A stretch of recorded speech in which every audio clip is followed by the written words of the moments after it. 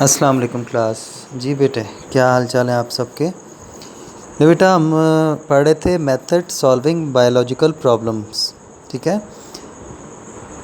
دیکھیں جب آپ نے پڑھا کہ سب سے پہلے ہم پرابلم کو ریکگنائز کرتے ہیں، پھر اس کو آبزرو کرتے ہیں، آبزرو کرنے کے بعد اس کے ہائپوتھیسس بنا لیتے ہیں.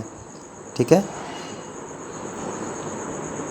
آبزرو کرنے کے بعد ہائپوتھیسس وغیرہ بنا لیتے ہیں، اور ہائپوتھیسس کے بعد اس میں سے ڈیڈکشنز نکال لیتے ہیں. ڈیڈکشن کے بعد ہم ایکسپیریمنٹ کرتے ہیں، اور ایکسپیریمنٹ کے بعد ہم کرتے ہیں سمرائزیشن. اس میں ہوتا ہے biologist gathers actual quantitative data from experiments. تو کوانٹیٹیو ڈیٹا مطلب وہ ڈیٹا جس کو نمبرز کی صورت میں لکھا جا سکے، بتایا جا سکے، بیان کیا جا سکے. تو سمرائزیشن میں یہ ہوتا ہے کہ جو بھی تجربہ ہم کرتے ہیں، ایکسپیریمنٹ کرتے ہیں، اس کے جو بھی نتائج ہوتے ہیں ان نتائج میں سے کوانٹیٹیو ڈیٹا ہم نے ٹیک کر لینا ہے. Data for each of the groups are then average and compared statistically.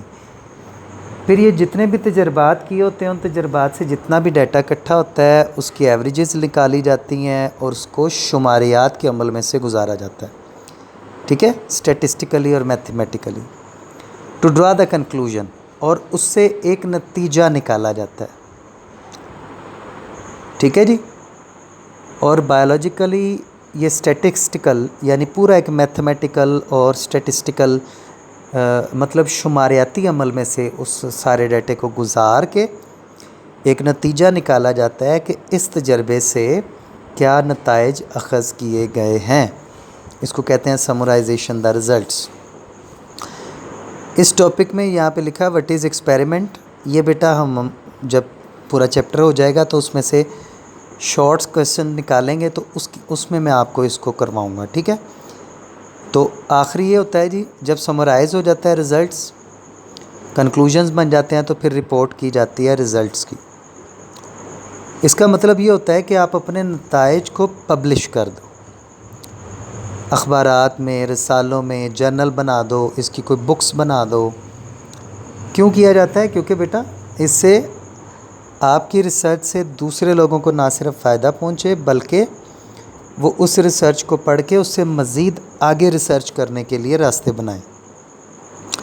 تو آخری یہ ہوتا ہے کہ جو بھی آپ کا رزلٹ ہوتا ہے آپ اس کو رپورٹ کرتے ہو، کالجز میں، یونیورسٹیز میں، سیمینارز میں، بکس کی صورت میں، جرنلز کی صورت میں، اخبارات میں آپ اس کو بیان کرتے ہو تاکہ لوگوں کو اس سے کچھ بہتری ملے اور لوگ اس سے زیادہ اور چیزیں اچیو کرنے کی دوڑ میں لگیں. لے بیٹے یہ آپ کا ایک چھوٹا سا ٹاپک تھا. بایولوجیکل میتھڈ کے 7 سٹیپس ختم ہو چکے ہیں. ٹھیک ہے، اور آپ نے یہ اچھے سے ریڈی کر لینا ہے. ٹھیک ہے، کل انشاءاللہ اس کی ایک بڑی مزیدار ایک چیز ہوگی، study of malaria in example of biological method. تو کل یہ جو آپ 7 سٹیپس پڑھو گے اس کو پریکٹیکلی آپ دیکھنا کہ ملیریا کی پرابلم کو حل کرنے کے لیے ہم اس کو استعمال کریں گے انشاءاللہ. اوکے بیٹے، اللہ حافظ.